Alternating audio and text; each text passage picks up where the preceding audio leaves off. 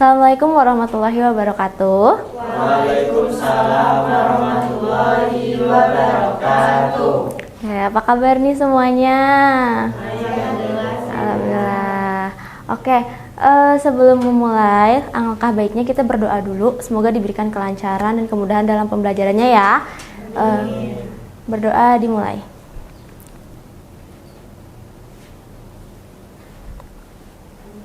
Doa selesai. Oke, Ibu absen dulu nih. Kira-kira yang gak datang hari ini siapa? Hadir semua. Oke, alhamdulillah ya. Berarti oke, langsung aja nih. Judulnya ada yang terikat tapi bukan hubungan kita. Aduh. Nah, kalau misalkan dilihat nih, ada gambar orang lagi ngapain ini? Minum. Lagi minum. Ini gambar apa? Gula atau garam? Garam ya. Terus yang ini? Minyak. Nah, kalau misalkan kalian menyeduh garam nih dengan air, kira-kira dia larut nggak? Larut. Kalau misalkan minyak sama air? Enggak. Kenapa ya nggak bisa? Kira-kira apa yang mempengaruhi? Iya, jadi kebedaan kepolaran itu bisa. Kenapa sih bisa beda polarnya? Nah, jadi ada beberapa hal tuh yang membuat dia berbeda. Ada dari gaya antar molekulnya dan juga bentuk molekulnya yang menentukan sifat kepolaran suatu senyawa itu gitu. Nah, jadi hari ini kita mau belajar tentang bentuk molekulnya.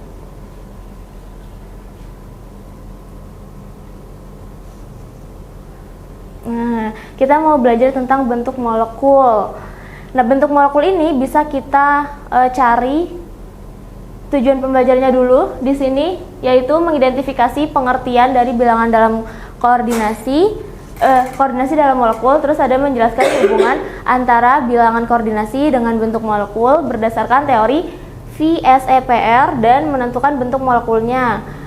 Khususnya itu di bilangan koordinasi 2 dan 3 untuk pertemuan kali ini ya. Kemudian memberikan contoh senyawanya dan menjelaskan hubungannya apa sih antara bentuk molekul ini dengan kepolaran suatu senyawa itu. Kemudian menunjukkan sikap ilmiah kalian nih seperti rasa ingin tahu dan berpikir kritis dalam mengamati fenomena perbedaan pelarutan zat gitu. Nah, yang pertama itu tadi ada teori VSEPR, di mana teori ini itu menjelaskan dan meramalkan bentuk suatu molekul. Teori ini menjelaskan bentuk molekul itu ditentukan oleh jumlah dan posisi pasangan elektron di sekitar atom pusat yang saling tolak-menolak. Kemudian, kalau yang teori domain elektron itu daerah di sekitar atom pusat tempat elektron valensi kemungkinan besar berada. Nah, di teori domain elektron ini itu ada prinsip nih. Yang pertama, 1 PEI. PEI itu kemarin kalian sudah belajar tentang teori tentang ikatan kovalen. Nah, di ikatan kovalen itu ada rangkap berapa aja? 1, 2, 3. Nah, rangkap itu atau ikatan itu kita sebut 1 PI. Jadi satu ikatan 1 PI, apapun gitu. Nah, itu merupakan satu domain disebutnya. Terus 1 PEB itu juga disebutnya satu domain gitu. Terus nah, kita bisa nih meramalkan bentuknya. Kalau meramalkan cinta mah nggak bisa ya. Jadi kita meramalkan bentuknya aja gitu. Nah, di sini pakai rumus AXNEM. A itu atom pusatnya, X itu domain elektron ikatan, E itu domain elektron bebas, N jumlah domain dari PEI-nya, M jumlah domain dari PEB. Nah, untuk mencari PEB kita juga bisa pakai rumus yang ini. Misalkan contohnya,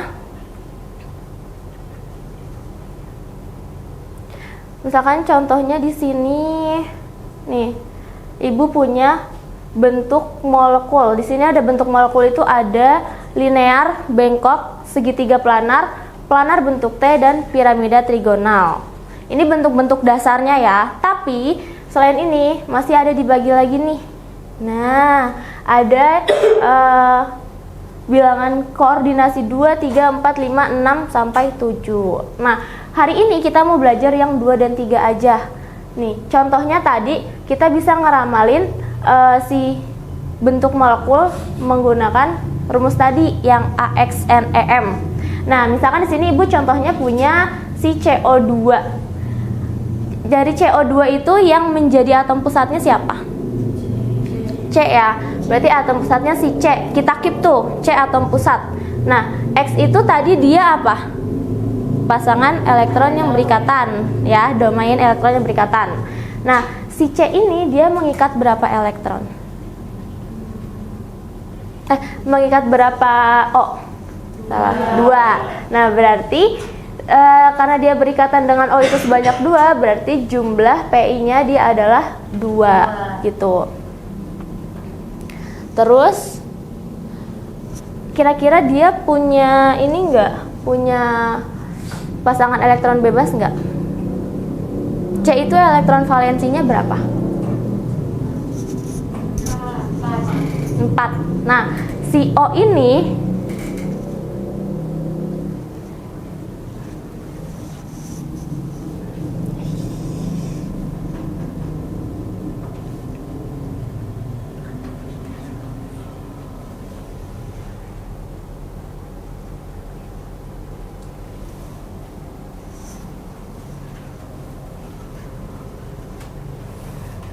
Nah, misalkan di sini si C kan dia punya 4. 1 2 3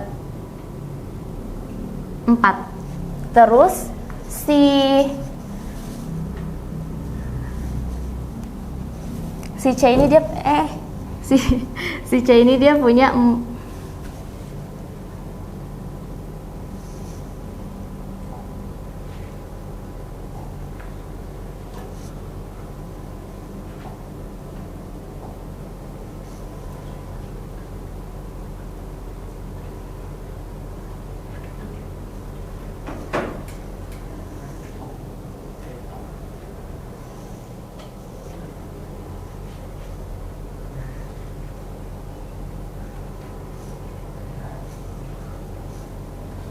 nih, misalkan di sini kita pakai yang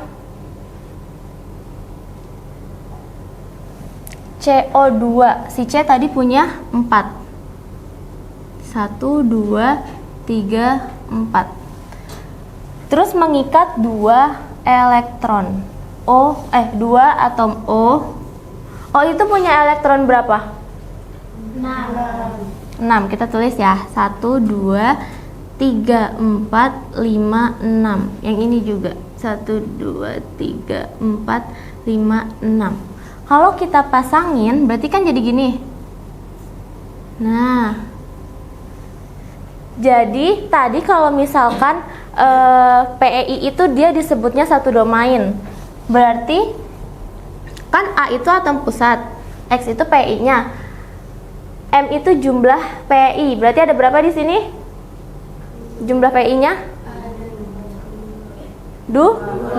Kan tadi satu PI ini mau itu ikatan tunggal, rangkap 2, rangkap 3 akan disebut dengan satu domain. Nah, berarti dia mengikat 2. Kemudian kita lihat di atom pusatnya si C punya nggak PEB? Nggak. Berarti E-nya nggak usah kita tulis. Karena apa? Karena E itu kan dia PEB kan artinya gitu. Nah, jadi untuk rumusnya dari CO2 adalah AX2 dengan bentuknya seperti ini ya. Kalau misalkan bentuknya seperti ini, dia berarti apa? Linear. Nah, linear ini dia tuh punya sudut 180 derajat gitu. Oke, kemudian nah, lanjut nih, ada yang BeCl2.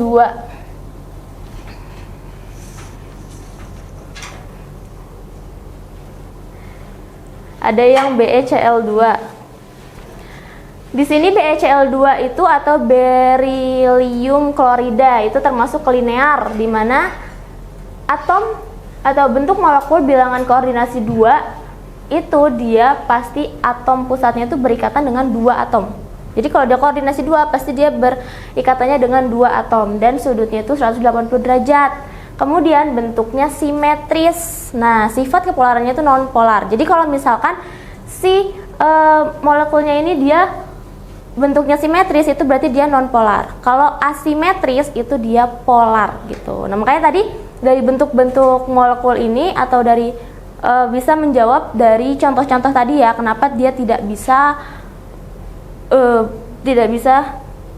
bercampur menjadi satu gitu. Nah, kemudian ini ada yang koordinasi 3. Di sini ada yang pertama itu segitiga planar dengan atom pusatnya berikatan dengan dengan 3 atom lainnya. Jadi di sini ada contohnya BF3 atau boron trifluorida. Jadi dia mengikat si F sebanyak 3. Nah, kalau di itunya jadi kayak gini, lucu ya, warna hijau dan pink.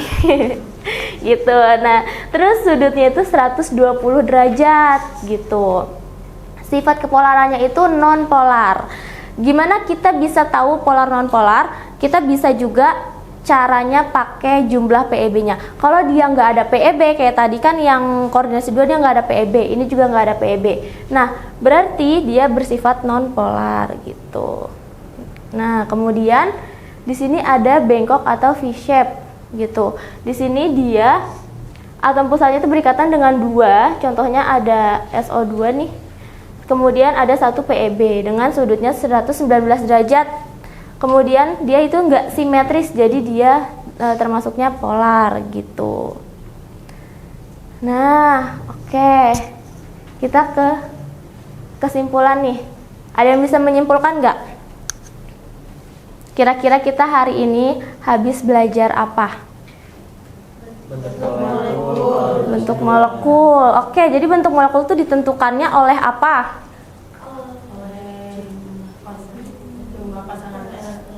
Pasangan elektron yang berikatan dan juga yang bebas pada si atom pusatnya ya. Nah, tadi kalau koordinasi 2 dia tuh sudutnya berapa?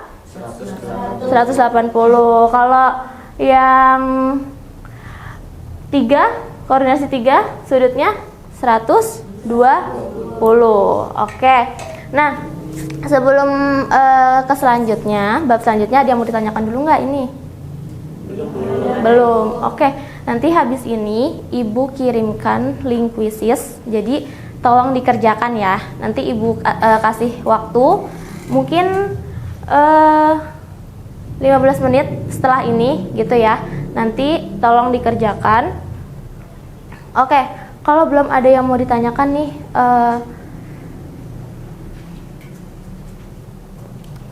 kita langsung ke kuisnya aja.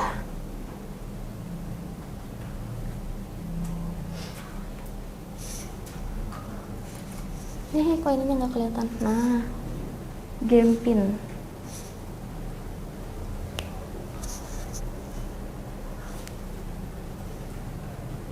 Kita pakai Kahoot ya teman-teman.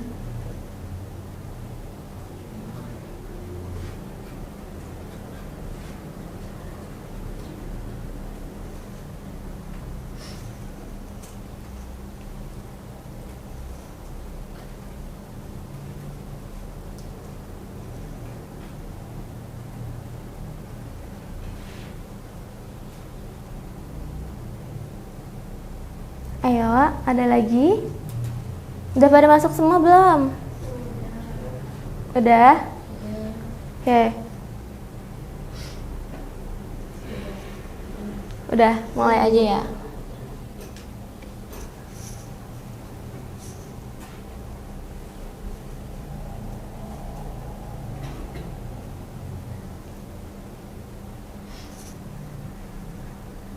Bentuk molekul dengan bilangan koordinasi 2.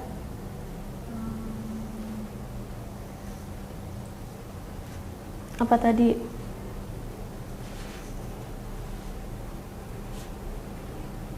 Wis, keren, pada benar semua nih.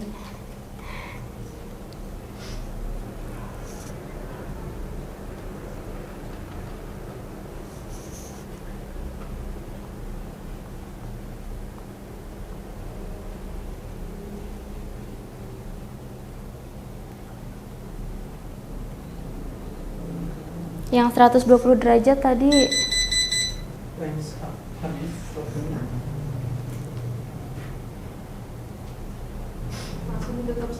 Oke. Assalamualaikum warahmatullahi wabarakatuh.